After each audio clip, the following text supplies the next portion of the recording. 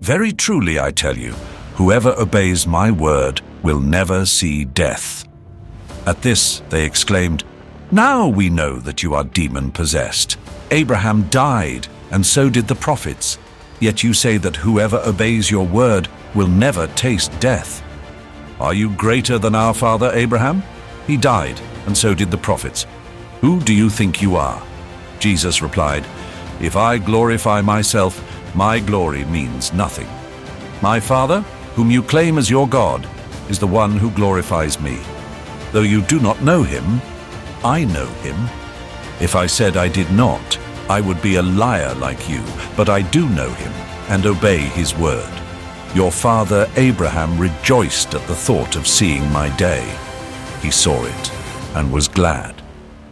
"You are not yet 50 years old," they said to him, "and you have seen Abraham." "Very truly I tell you," Jesus answered, "before Abraham was born, I am." At this they picked up stones to stone him, but Jesus hid himself, slipping away from the temple grounds.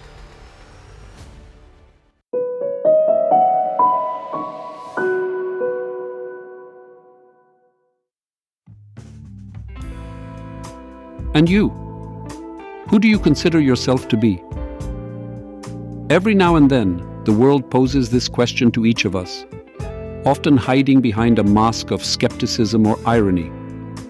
But isn't this the very same question that the religious leaders asked Jesus when he called them to move beyond the limits of their understanding to a faith that transcends death?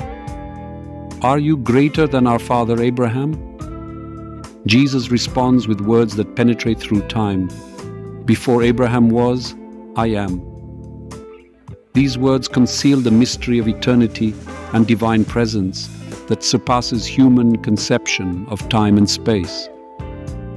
Jesus not only places himself at the center of the salvation history, but also indicates that the source and goal of our life is a relationship with God, leading to eternal life. In light of this truth, it's worth recalling the words from the 3rd chapter of the Gospel according to John, so that everyone who believes in him may have eternal life. This message is not only the foundation of our faith, but also an invitation to live in truth.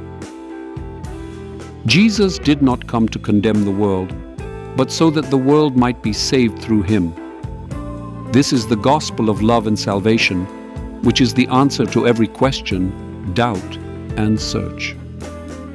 In the context of our contemporary realities, where truth often seems relative and eternal life an abstract concept, Jesus presents us with a challenge. I came into the world to testify to the truth, and everyone who is of the truth listens to my voice. Listening to Jesus' voice, testifying to the truth in our lives, is the path we should follow.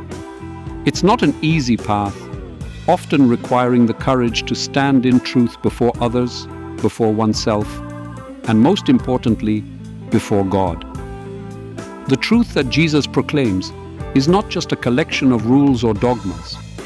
It is a living relationship with God, who is the truth, and this relationship is the source of eternal life. Let our lives, our decisions, our words be a reflection of this truth that frees us to the fullness of life. In this context, I encourage each of us to seek in our daily lives, in our everyday choices, the truth that is the incarnate God.